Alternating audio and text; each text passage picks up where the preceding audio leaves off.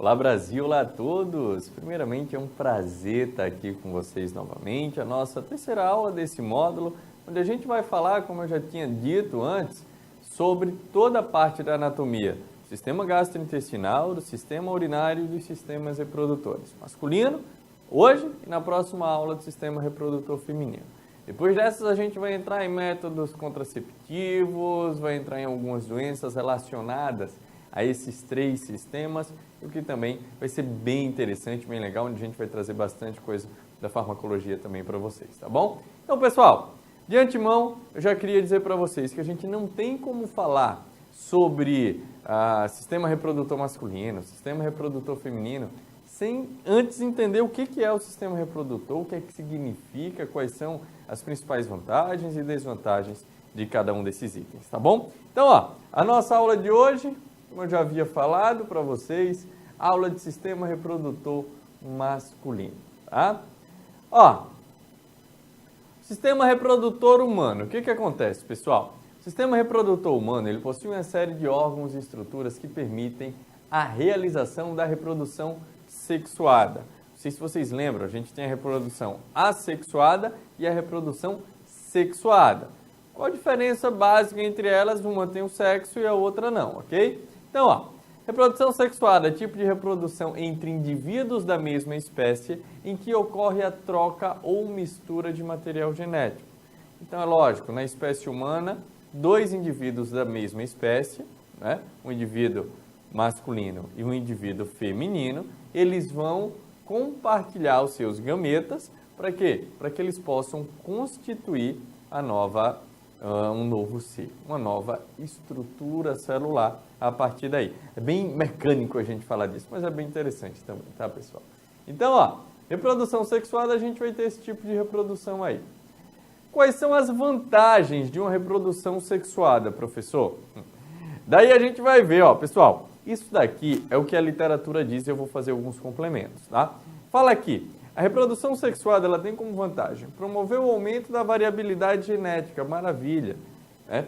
Indivíduos da mesma espécie com características diferentes, eles terminam formando indivíduos que não vão ser iguais. Então, por exemplo, uma mulher branca com um homem negro, um homem negro com uma mulher branca, um índio com um indivíduo negro, um índio com um branco, o amarelo com o negro, e daí vai.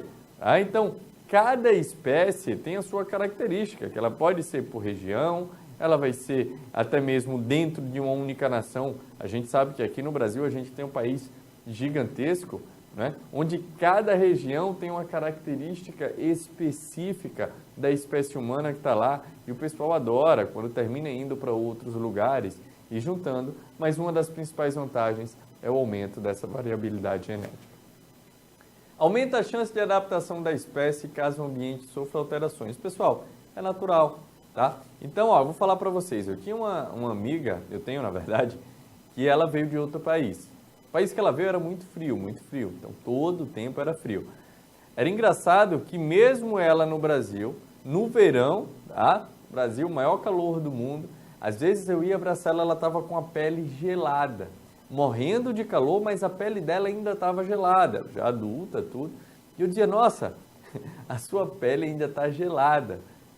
Ela é casada com um amigo meu e eles tiveram um filho.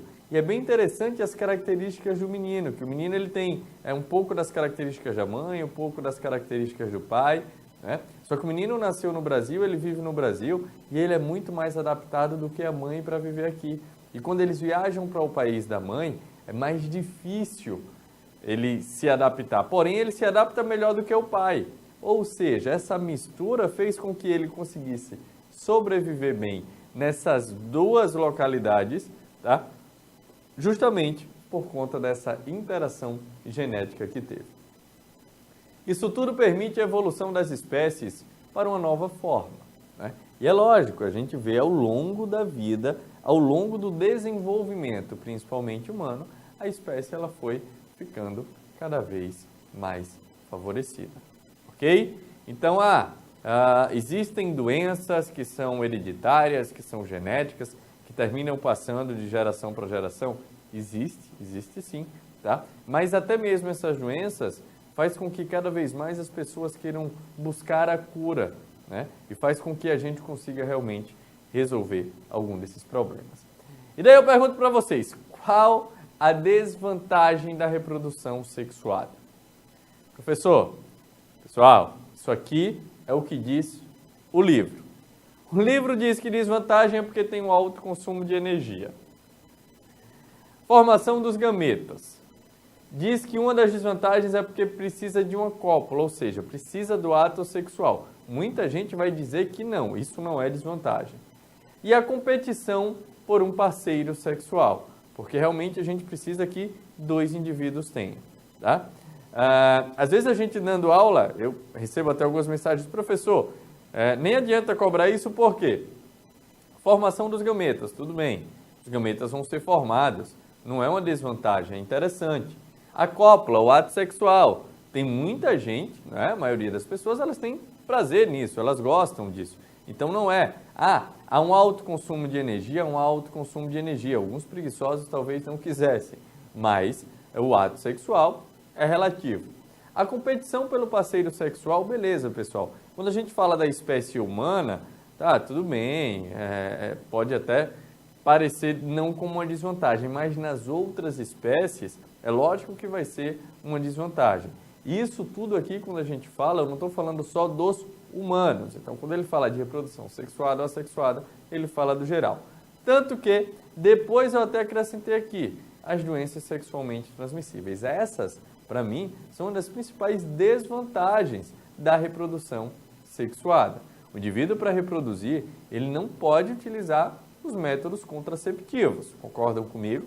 Se ele não utiliza o método contraceptivo, ele está suscetível a adquirir algumas doenças que são sexualmente transmissíveis. Algumas dessas doenças, elas podem ter um grau de letalidade um pouco maior, outras podem ter um grau de letalidade menor, mais uma dor, um estímulo doloroso, um problema que possa atordoar o indivíduo por algum tempo. Então, quando a gente pensa em desvantagem disso tudo, eu acho que a DST é uma das principais desvantagens. Sem contar aqueles indivíduos que praticam, né, o ato da reprodução sexuada, mas não querem reproduzir na verdade, né? E daí terminam reproduzindo, muitas vezes eles podem até dizer, poxa, mas a gente não tem segurança, tem a segurança dos métodos contraceptivos, que a gente ainda vai abordar bastante sobre isso. Daí, pessoal, a gente vai falar sobre puberdade. O que acontece? O que é a puberdade? Segundo a Organização Mundial de Saúde, a OMS, a adolescência é o período que faz parte da segunda década de vida do indivíduo, ou seja, de 10 a 19 anos. Biologicamente, o início da adolescência ele vai ser marcado pela puberdade. É aquela época em que homens, na verdade homens não, meninos e meninas, às vezes começa a aparecer um pouco mais de espinha, outros não têm. Eu particularmente, durante a minha puberdade, não tive tantas espinhas, tá? Eram raras, até acho que depois que passei a puberdade, apareceram até mais do que durante a puberdade, mas esses aumentos, essas variações hormonais é que fazem com que o nosso corpo ele dê alguns sinais, tá? Época em que os meninos apresentam grandes modificações físicas e emocionais. Então, se a gente vai pegar para o sexo masculino, é natural que uma criança, por exemplo, eu falo isso sem problema nenhum, muitas vezes eu ficava indignado quando ligavam para minha casa. Hoje em dia é muito celular, então é mais específico, mas antigamente as pessoas ligavam para a casa da outra. Ligavam, eu atendia e as pessoas achavam que era ou minha mãe ou a minha irmã que tinha atendido, porque a voz do menino, ele, às vezes, ela é um pouco mais fina. E daí é lógico, hoje eu tenho um timbre muito mais grosso, nunca fiz trabalho, nunca fiz nada, naturalmente ele ficou assim, só que ele começou a ficar durante a minha puberdade. Então, há uma troca, né? Eu vou ficando com a voz assim, depois a voz vai ficando um pouco falhada, até que a voz ela ganhe uma definição. Até que aí, no caso do homem, ela fica um pouco mais grave. Então, essas mudanças, elas são mais perceptíveis, tá? Sem contar também o crescimento, né? O crescimento de alguns pelos nessa época. Meninos e meninas são diferentes desde o nascimento e podem ser reconhecidos devido à diferença no órgão sexual. É lógico, né? Se a gente for pegar em qualquer espécie, se eu tenho lá um cachorro, eu quero saber se ele é macho ou fêmea, eu vou olhar o órgão sexual dele. Quando o bebê nasce, é a mesma coisa. Quando o bebê ainda está na barriga, que faz a ultrassonografia para poder ver, o que vai ser determinante na ultrassonografia é o órgão sexual. Né? O menino ele tem um pênis, se for menino vai ter um pênis, se for mulher vai ter uma vulva, a vagina ali. Então vai ser possível a visualização. A puberdade ela vai iniciar normalmente mais cedo nas meninas. As meninas sempre muito mais precoces, elas terminam amadurecendo de uma forma mais rápida do que os meninos. Tá? É nessa época que os órgãos sexuais também começam a amadurecer, tornando-se aptos a produzir células reprodutoras e hormônios. Pessoal, o que a gente também tem que ter em mente? Uma criança, porque não deixa de ser, né, que está entrando na adolescência com 10, 11 anos, ela já está começando a reproduzir ou a produzir algumas células que são do sistema reprodutor. Ou seja, ela está apta a conceber um filho, tanto o menino como a menina. Então, cada vez mais a gente tem que ter responsabilidade de conscientizá-los. Por quê? Se a gente pensar que uma menina de 14 anos ou 13 anos, ela já engravida, ela vai ter, lógico, algumas consequências dessa gravidez ao longo de toda a sua vida. Uma menina de 13, 14 anos, ela ainda não viveu muito, ela dificilmente sabe o que quer. Ela pode até dizer, eu quero ser médico, eu quero ser dentista, eu quero ser farmacêutico, eu quero ser técnico, eu quero ser jogador de futebol, eu quero ser bailarina, eu não quero ser nada, tá? Mas é muito cedo, ela ainda não tem maturidade suficiente para poder definir o que ela vai ser daqui para o futuro. Imagina cuidar de um bebê. Não é um boneco, não é uma boneca, é um bebê, ok? Então, nessa puberdade já começam essa reprodução dos hormônios. A testosterona, pessoal, é o hormônio masculino responsável pelas características sexuais secundárias e pela produção de gametas e também são responsáveis pelas mudanças físicas e comportamentais. Nos rapazes ocorre a mudança da voz, o surgimento de pelo na axila, no rosto e no pubis, o aparecimento de acne, a sudorese e a poluição noturna que a gente vai falar. Tá? Então, todas essas mudanças no menino, ela começa a acontecer durante a puberdade. É natural que ele comece a falar um pouco mais grosso, comece a nascer alguns pelos pelo corpo, tá? E daí ele vai ter um pouco de acne, que é a espinha, né? Aquela sequência de espinhas que muitas vezes tem, justamente por essa variação hormonal. Lembrando que alguns indivíduos, principalmente aqueles que fazem uso de anabolizantes, e esses anabolizantes, eles são ricos em diversos tipos de testosterona. O que a testosterona faz? Muitas vezes faz com que eles fiquem um pouco mais irritados, com que eles fiquem mais sem paciência, tá? Isso termina alterando até mesmo o comportamento dele. É lógico que ele vai ter um ganho de massa muscular muito maior, né, por conta dessa testosterona, e esse excesso de testosterona também pode prejudicar para ele. Pessoal, água em excesso prejudica. Se ele já tiver os níveis de testosterona bons, por que ele vai fazer uso de anabolizante? Para poder ficar mais forte? Ele acha que ele vai ficar mais bonito dessa forma?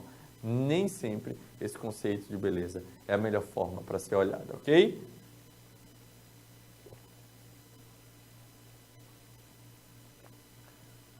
Outra característica que acontece muito na puberdade dos homens, não sei se as mulheres sabiam, mas é a poluição noturna. O que é a poluição noturna?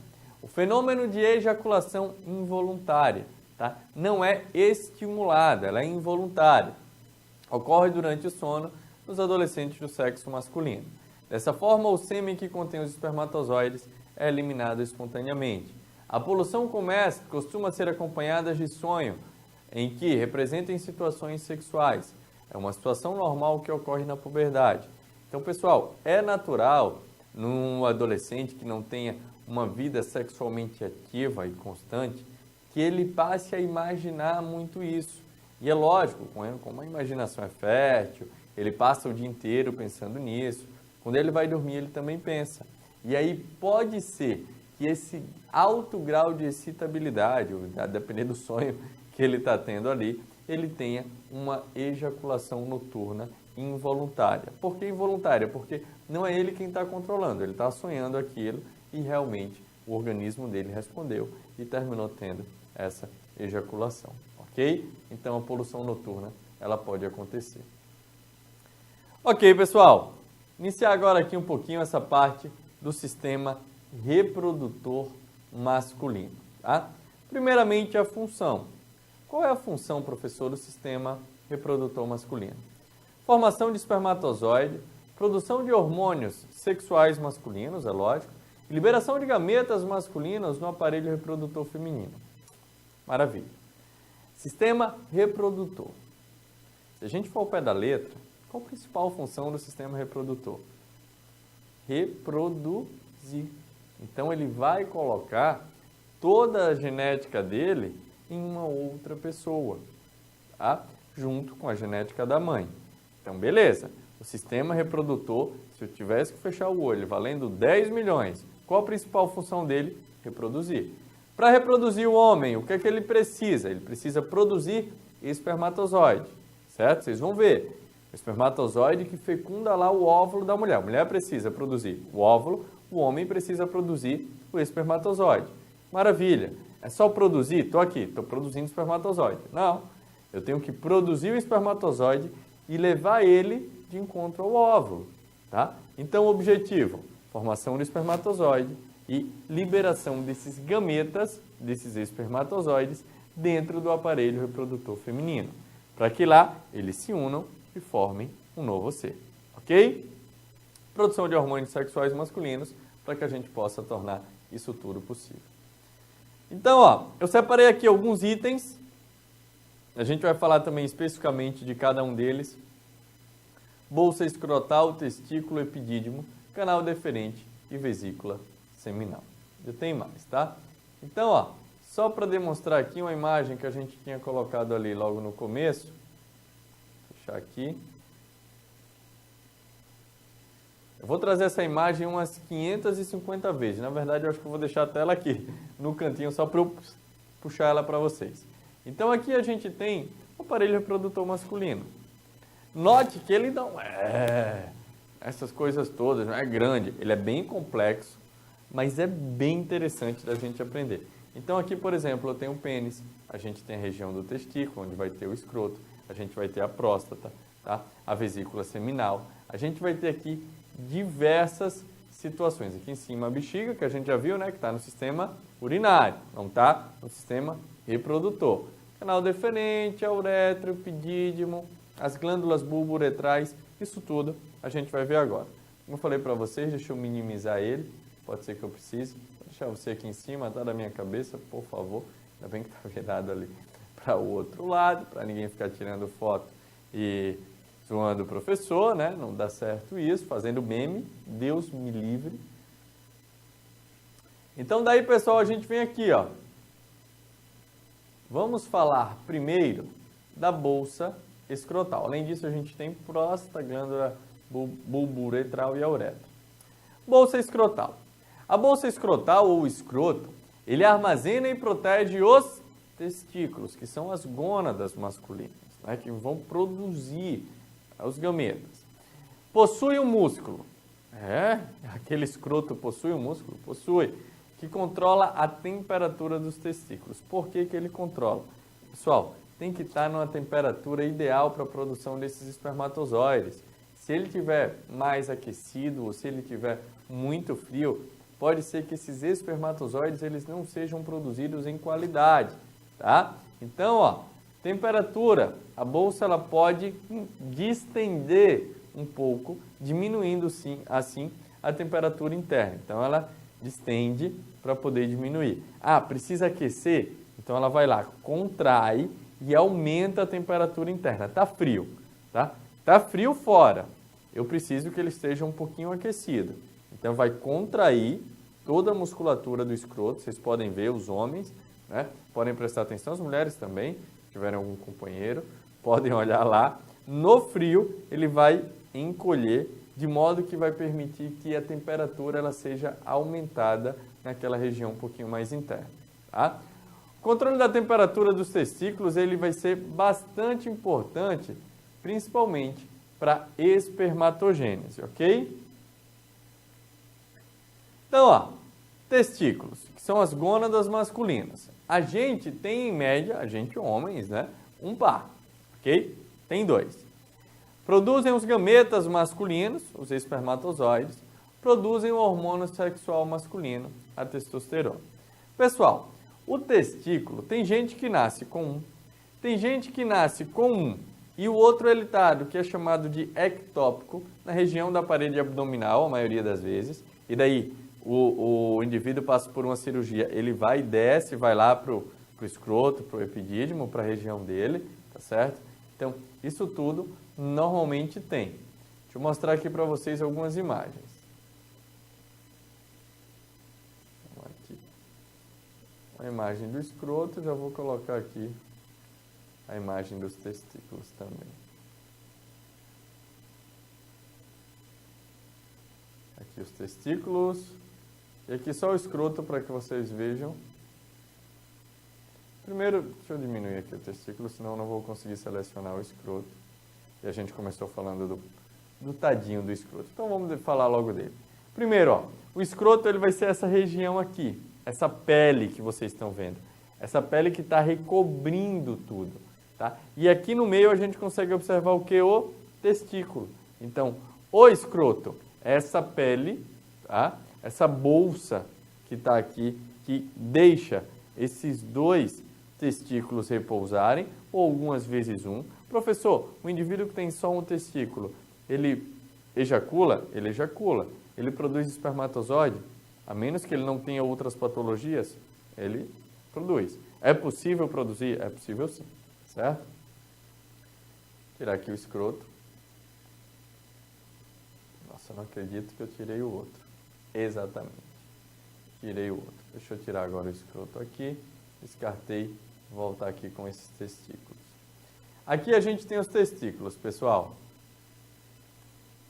Numa figura esquemática. Então, ó, vocês viram lá aquela figura? Maravilha. Essa daqui é a parte esquemática dela. Então, aqui a gente tem, ó, a região do escroto, a pele do escroto.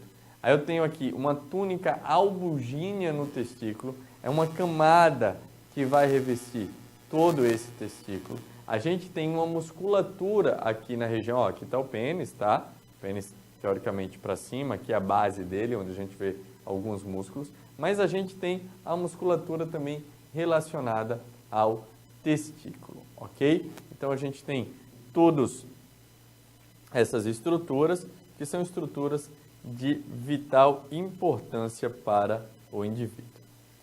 Pessoal, pegando aqui, ó, na visão interna dos testículos, a gente tem os túbulos seminíferos, que são os locais onde ocorre a espermatogênese, tá? Nossa, professor, complicou que eu não lembro nada disso. Pessoal, é só a gente pegar a palavra em si. Tá? Vamos começar pelo final da palavra, o gênese. O gênese é um sufixo para formação. Então vamos lá, histogênese, formação, isto vem de tecido, dos tecidos. Um jeito mais fácil, odontogênese, formação donto, dentes, tá? Então odontogênese, e assim vai. Então aqui vai ser do mesmo jeito, tá? Espermatogênese. Espermatogênese é a formação do espermatozoide, tá bom? Então, ó, isso aqui vai acontecer dentro desses túbulos seminíferos. Quais são os túbulos seminíferos, professor? Aqui a gente consegue observar, ó, esses túbulos seminíferos. Aqui fora a gente observa o epidídimo, ok? Então, túbulos seminíferos e o epidídimo ali.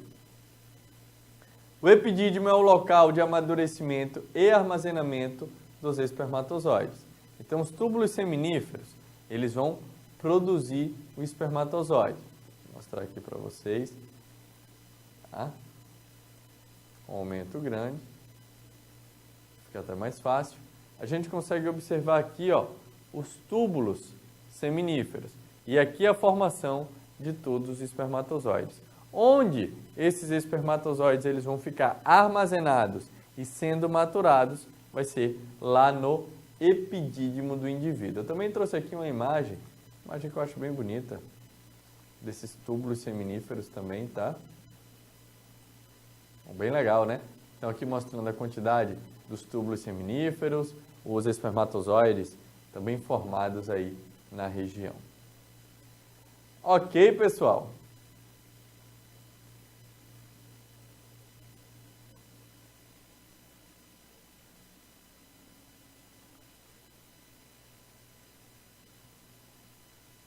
Testículo, né?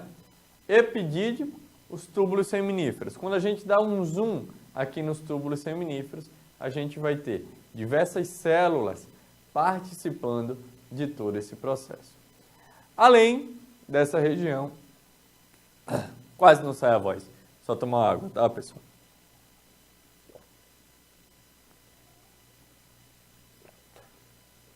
Além dessa região, a gente tem o canal deferente. O canal deferente ele vai comunicar o epidídimo com a vesícula seminal. É lógico, né, professor? Então, poxa, se eu tenho um lugar que produz o espermatozoide e eu tenho outro lugar que vai armazenar e maturar, eu preciso de um canal ou de alguma estrutura que faça essa ligação.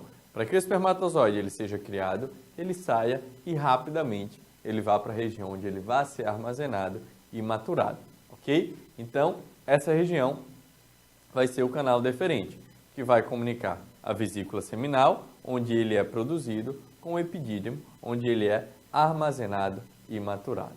Então, a vesícula seminal, o que é que ela faz? Produz o líquido seminal, o qual contém substâncias nutritivas, tá? Principalmente a frutose, que irá nutrir o espermatozoide fora do organismo masculino. Pessoal, espermatozoides são filhinhos do organismo masculino, são filhinhos do homem. Eles precisam de nutrição quando eles estão fora. Vai lá na mulher, está depositado na mulher, nem sempre a mulher vai querer recebê-lo de uma forma agradável. Não tem aquele banquete esperando o espermatozoide para que ele possa fecundar. Por isso, a vesícula seminal, ela libera, né, no sêmen, nessa região onde pega ali o espermatozoide, tudo que normalmente o espermatozoide precisa para que ele fique bem nutrido, pelo menos naquele tempo em que ele pode fecundar. Vocês já viram diversos vídeos, os espermatozoides iam nadando lá. Eles são atletas, pessoal. Então eles têm que comer bem. Vai lá e fornece a frutose para eles. Localizada atrás da bexiga, a vesícula seminal está atrás da bexiga. Ela é responsável pela produção de uma secreção um pouco mais viscosa, que vai ser lançada no ducto ejaculatório, no clímax da excitação sexual. Essa secreção constitui até 85% do volume total do espermatozoide. Então, a vesícula seminal, ela vai colocar essa secreção. Então, o indivíduo ele está lá, ele está excitado, tá? Então, ele está produzindo. No auge da excitação masculina, há uma colocação para fora do organismo interno de todo o sêmen. O sêmen que, em sua composição, vai ter 85% daquele produto que é da vesícula seminal. Ok? Até aí tranquilo, né? Tenho certeza que sim, que ninguém está tendo dificuldade. Daí a gente tem aqui a próstata, tá, pessoal? A próstata, ela produz uma secreção prostática, no caso alcalina, que reduz a acidez da vagina. Lembra que eu falei que a mulher não deixa lá preparado o banquete? Pelo contrário, a vagina é um pouco mais ácida e os espermatozoides podem não resistir. Então ela está ali até com segurança. E daí o homem, na verdade, quando foi criado o homem e a mulher, eles foram criados de forma perfeita. Então o homem, através da sua próstata, dessa secreção prostática, ela é um pouco mais alcalina. Então quando ela entra em contato com aquela acidez, ela termina neutralizando um pouco a acidez. E isso faz com que a sobrevivência dos espermatozoides dentro da vagina, ela seja maior. Porque senão, pessoal, o espermatozoide caiu na vagina, está tudo ácido, ia embora. Não ia chegar nunca à região do óvulo para poder fecundar, ok? A próstata é uma glândula com cerca de 4 centímetros de diâmetro. Envolve a porção inicial da uretra, localizada embaixo da bexiga urinária. A secreção prostática, que constitui de 15% a 30% do esperma, é lançada na uretra e no ducto ejaculatório, através de uma série de pequenos canais. tá? Então, ó, uma glândula com 4 centímetros de diâmetro, o que é um terror muitas vezes para os homens que passaram dos 40 e tal, mas tem que realmente fazer todos os exames. Por quê, pessoal? Fica aqui uma coisa bem clara, eu acho que eu ainda vou falar isso em outras aulas, mas é bom sempre repetir. A próstata, o homem, né? Eu já tive alguns mestres oncologistas que sempre foram bem taxativos nisso aqui. Todo homem vai ter câncer de próstata. Todo homem que chegar aos 100 anos de idade, ele necessariamente vai ter tido câncer de próstata. Ele pode chegar aos 150, mesmo tendo tido com 100 ou antes, e não morrer do câncer de próstata. Então tem uma boa probabilidade de cura, tá, pessoal? Porém, tem que ter muito cuidado relacionado a isso. Então a secreção prostática vai constituir de 15 a 30% do esperma. Vai ser lançado na uretra, no ducto ejaculatório ali, através de uma série de pequenos canais. Daí, ó, mostrar aqui para vocês. Bem legal.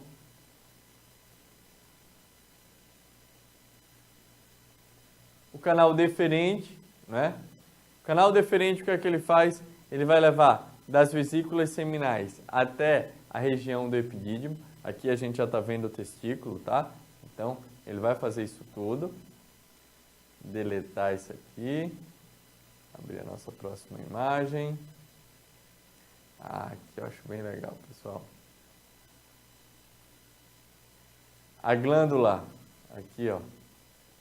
As glândulas bulbouretrais aqui embaixo, onde a gente consegue observar bem. Aqui uma visão mais posterior, tá? Onde a gente vê a próstata, que ela tem que estar bastante lisa. Aqui as vesículas seminais, o canal deferente, não é? Que vai levar da vesícula seminal até o epidídimo. Note que também está bem aumentada aí essa imagem. Pessoal, como a gente acabou de falar da próstata, deixa eu brincar um pouquinho, deixa eu mostrar aqui para vocês vídeos e imagens dessa região da próstata, tá?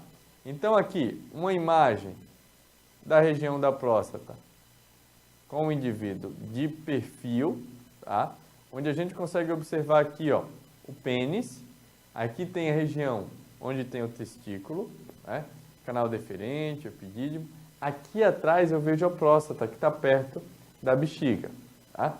Nossa, professor, e como é que acontece, por exemplo, o exame do toque retal, através do reto, para que o médico ele possa verificar como que está a textura dessa próstata, se ela está lisa, se ela não está, se ela está aumentada, se ela está inflamada.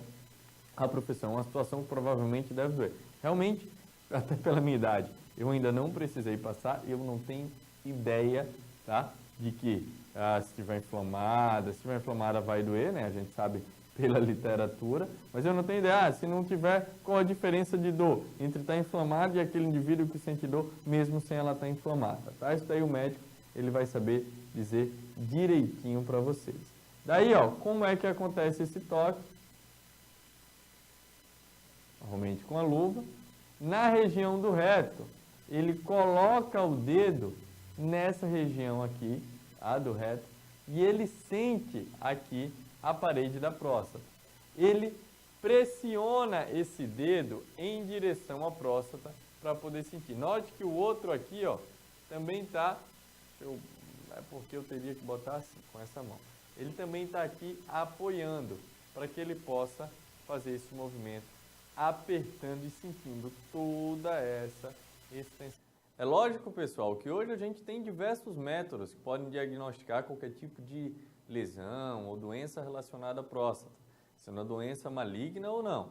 Existem alguns exames de sangue onde vão ser medidos alguns níveis do PSA, por exemplo, algumas ressonâncias magnéticas também que vão dizer se realmente precisa fazer uma biópsia que seja da próstata. Essa região da próstata, normalmente, quando tem algum tipo de biópsia, o risco de infecção dela é muito grande, então o indivíduo ainda fica tomando antibiótico, ela tende a aumentar um pouco de tamanho também, tá? Mesmo que ela tenha um tumor benigno, mesmo que o indivíduo não tenha qualquer tipo de problema, ok? Então, não sei se realmente eu já tinha falado, mas só lembrando a todos, por favor, né?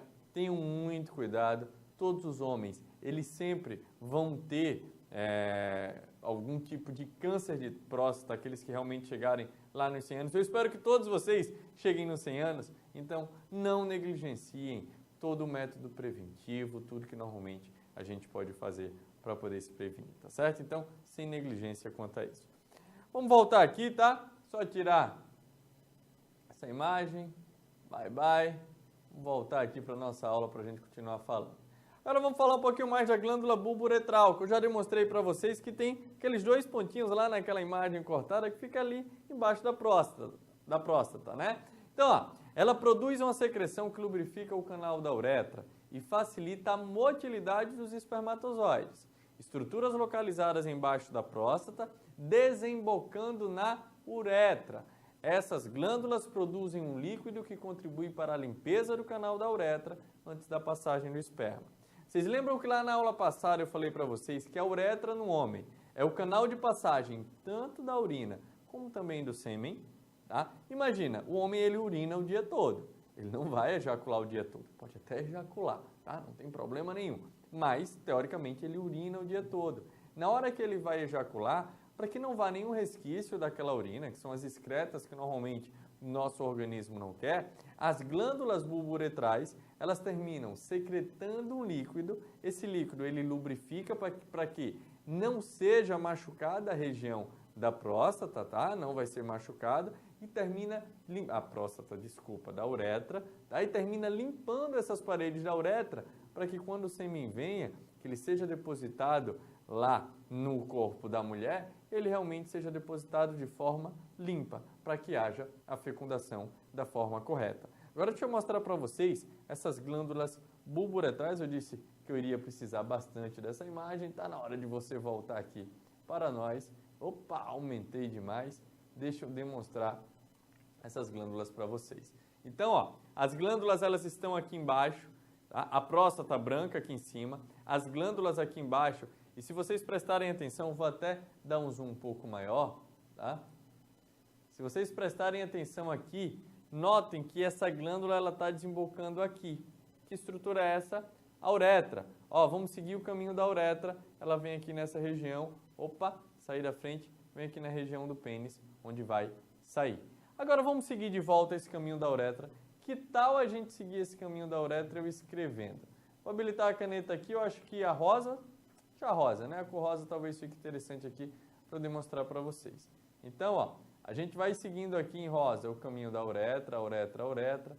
A uretra vem, pessoal, olha que interessante, o que eu acabei de falar. A uretra, ela vai aqui direto, ela passa por cima da próstata e vai para onde? Que estrutura é essa? Vou botar aqui só a primeira letra, um B. É a bexiga, ok? Então, ela vem aqui para a região da bexiga.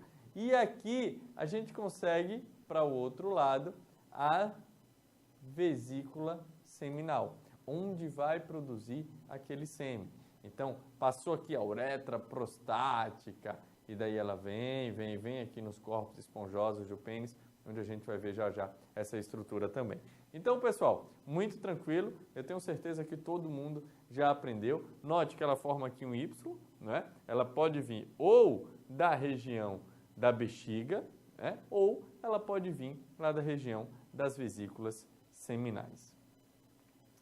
Eliminar todos vocês agora, muitíssimo obrigado. Vamos voltar aqui. A uretra, que a gente acabou de falar dela. Canal que comunica o sistema urinário, que é a micção, e o sistema reprodutor, que é a ejaculação com o meio externo, justamente por conta daquele Y que a gente acabou de formar e demonstrar para vocês, ok? Vocês viram lá, as glândulas bulbo-uretrais desembocam na uretra para promover aquela limpeza e a própria uretra, ela já tem essa comunicação, tanto do sistema urinário como do sistema reprodutor. Ok, pessoal, vamos falar agora um pouquinho sobre o pênis. O pênis é o órgão copulador masculino. Quando estimulado, ele torna-se ereto, devido à entrada de sangue no seu interior. Professor, como que ele pode ser estimulado? Ele pode ser estimulado com sensações táteis, com toque, tá? Ou ele pode ser estimulado através de emoções. Então, o indivíduo, ele vê alguma coisa que o excita, que o atrai, é involuntário. Ele não consegue controlar. Poxa, eu não quero, eu não quero, eu não quero. Se ele começa a pensar em outra coisa, ou não enxerga aquilo daquela forma, aí pode ser que ele realmente não fique com o pênis ereto. Só tomar uma água. Mas ele é um órgão que quase tem vida própria, tá? Então os indivíduos têm que ter muito cuidado. Passou, encontrou uma amiga, sem querer ela pegou, deu um abraço, poxa, já foi o suficiente para estimular, ele já fica com vergonha, ele não queria ser estimulado ali, mas terminou que as circunstâncias terminaram estimulando. Ele vai ser composto por corpos cavernosos e corpo esponjoso. Pessoal, que deixe bem claro aqui, tá? Que isso não é desculpa para alguns indivíduos, homens, que eles se aproveitam disso, tá? Ele ficar com o pênis ereto é uma coisa e ele abusar sexualmente de qualquer tipo de mulher, criança é ainda mais inaceitável, mulher também é revoltante, tá? Ou de outro homem ou de qualquer outra coisa, qualquer tipo de abuso sexual é totalmente inaceitável. Mesmo que seja aquele abuso em que não há o contato direto com a vítima, tá? Mas poxa, ninguém gostaria de ter a você mesmo, a sua mãe, o seu pai, o seu filho, a sua filha, né, sendo admirado por um homem lá no meio do coletivo, no meio da rua, e esse homem começar a se masturbar. Isso não é involuntário, é totalmente voluntário e depende da vontade dele, tá? O que a gente fala, fisiologicamente falando, é justamente isso aqui. Se a pessoa está até constrangida, dificilmente ela vai conseguir ficar com o órgão ereto. Pode estar a pessoa mais linda do mundo ali, até mesmo tocando ele, por isso que alguns indivíduos eles terminam falhando justamente por conta disso. Tem uma descarga emocional muito grande. Então que isso não sirva de desculpa para ninguém. Ele vai ter os corpos cavernosos e o corpo esponjoso que vão se encher de sangue e promover justamente essa ereção. O pênis ele possui uma glande que pode ser grande, sensibilizada quando estimulada sexualmente, protegida por um prepúcio. O prepúcio é a pele que reveste e protege a glande, tá? Eu não sei se vocês já ouviram falar da circuncisão, né? Que é um ritual que acontece principalmente com os judeus.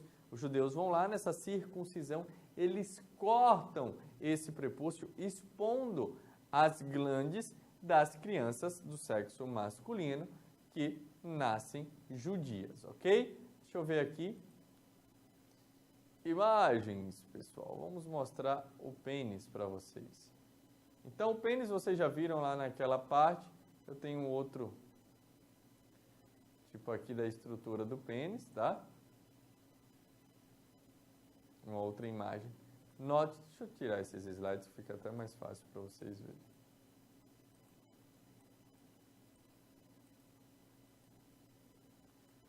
Olha quanta coisa tem na região reprodutora do homem.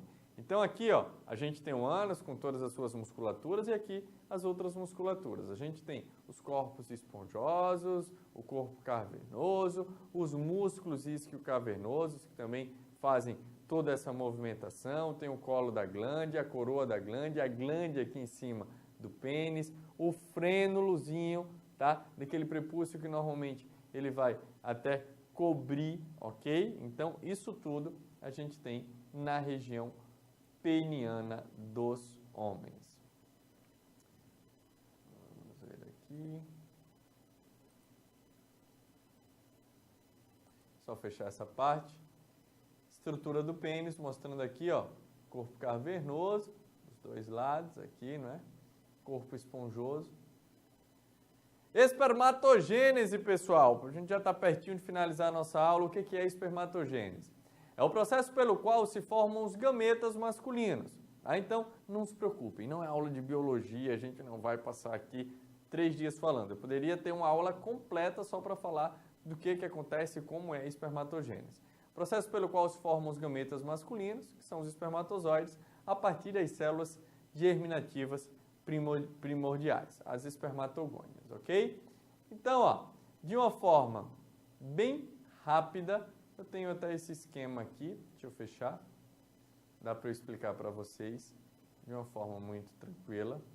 Ao falar da ejaculação já, tá, do processo reprodutor de uma forma geral, a gente tem aqui, ó, espermatogênese, que ela vai ser dividida em algumas etapas. Primeiro período é o período da multiplicação, onde acontecem as mitoses. Eu não sei se vocês lembram, mas vai haver essas divisões celulares onde eles vão formar células iguais às células já existentes, ok? Então, é o período de multiplicação. Normalmente, acontece aos 7 anos de idade, já começa essa fase, tá?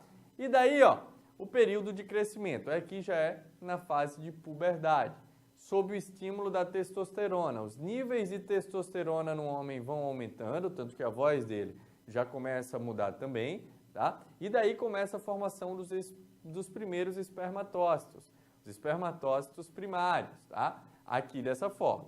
Daí, pessoal, o que acontece? Depois desse período de crescimento, esses espermatócitos, eles vão virar os espermatócitos secundários, tá? Depois, aí sim, eles vão se subdividir. Daqui para cá vai acontecer a meiose no período de maturação, onde vai ser dividido e formando pelo menos 4 espermátides, tá certo? As espermátides que vão estar relacionadas à parte sexual, para quê? Para que ele possa desenvolver os espermatozoides. Daí essas espermátides, elas vão passar pelo período da espermiogênese, que não convém a gente explicar, porque também seria mais ou menos uma outra aula, mas é onde ele vai receber toda a estrutura do espermatozoide, que a gente vai falar sobre ele agora.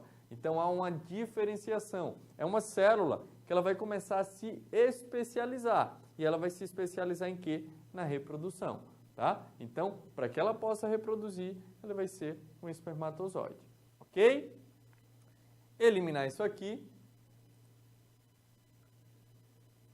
Trazer para vocês rapidamente um vídeo da espermatogênese.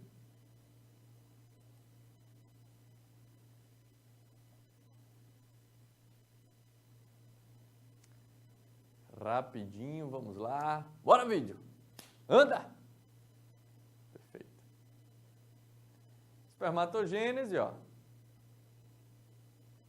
que acontece? Inicialmente vocês já viram lá, não é?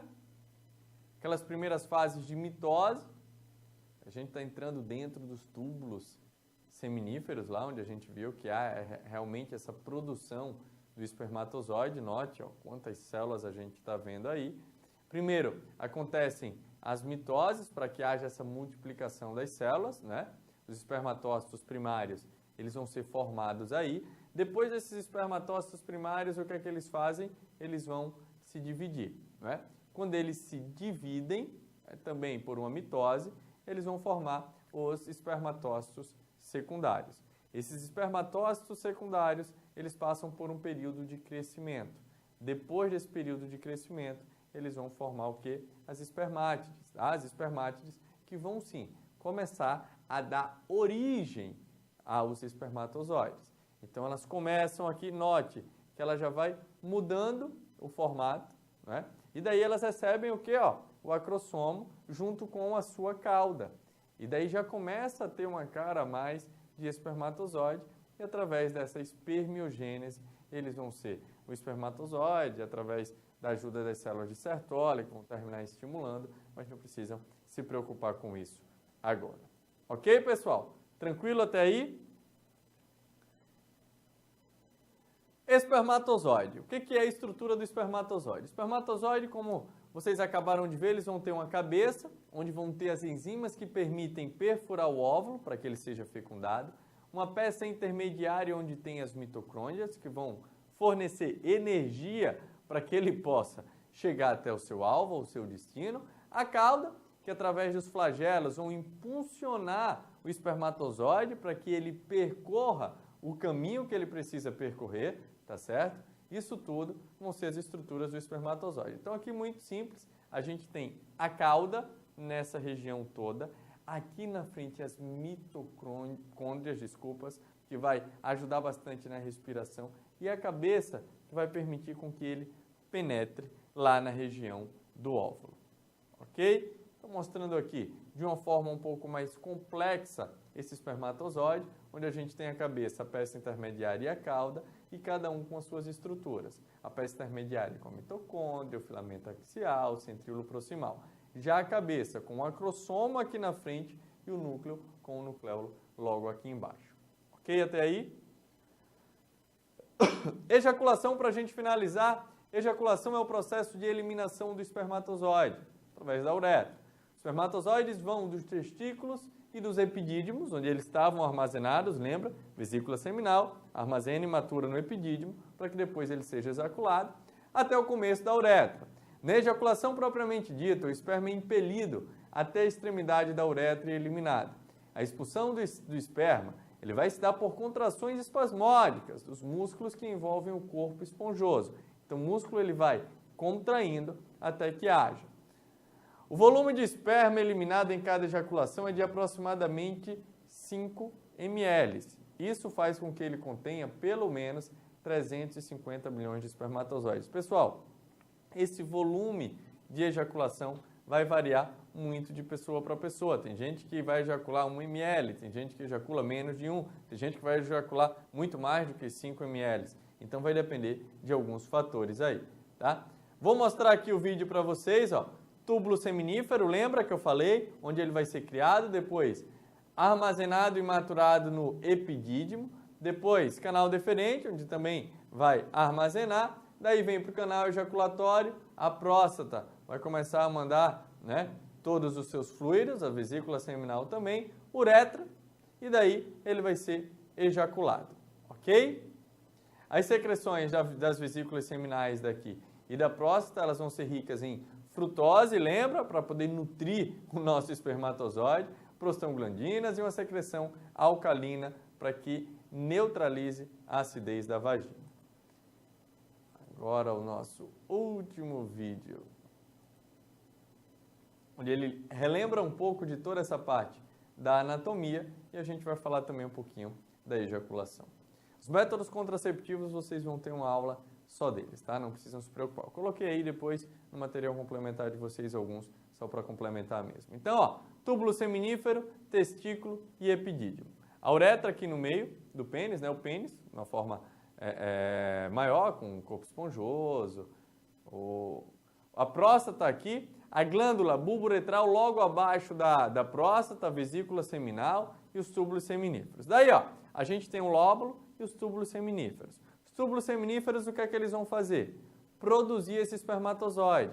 Espermatozoide, através dos canais diferentes, né? Eles vão para onde? Aqui, ó, epidídimo. Depois do epidídimo, através dos canais diferentes, eles vão ser armazenados inicialmente, tá? Então, eles vão ser armazenados. Eles ficaram armazenados ali, a gente já está chegando aqui, ó, consegue enxergar muito bem. Bexiga, a próstata aqui, olha o caminho que ele vem fazendo, tá? Então, ele está sendo produzido e de uma forma não tão lenta, de uma forma rápida, todo esse líquido ele é levado até essa região. Quando ele chega nessa região, ele vai receber o reforço, tá? O reforço das vesículas seminais. Então, ó, a vesícula seminal, ela já passa todo o líquido aqui para também se misturar a esse sêmen, a essa ejaculação, a todos esses espermatozoides que já está vindo aqui no ducto ejaculatório. A próstata faz o mesmo trabalho. Então, vai ser a frutose que vai chegar ali, aquela secreção um pouquinho mais alcalina, para daqui ele continuar percorrendo a glândula bulbo-uretral também, ó, falei para vocês, vou botar lá a solução alcalina. Isso tudo, ó, passou, opa, juntou, então chamou todos os amiguinhos, todo mundo junto, já entrou aqui na região da uretra, na região peniana, e aí sim, quando ele passa pela região da bexiga, olha o que acontece, os músculos da bexiga se contraem, o que impede que a urina saia, então a urina não sai, e ele passa tranquilo, tá? E também impede que entre os espermatozoides na região da bexiga, porque a gente não quer isso. Então, ó, passou por aqui tubo seminífero, epidídimo, canal deferente, canal ejaculador, passou por tudo, uretra, e daí a ejaculação através daquela abertura da uretra. Ok, pessoal, a gente fica por aqui. Eu espero que vocês tenham gostado. A próxima aula a gente vai falar do sistema reprodutor feminino. Um grande beijo no coração de todos e até a próxima, se Deus quiser. Tchau, tchau!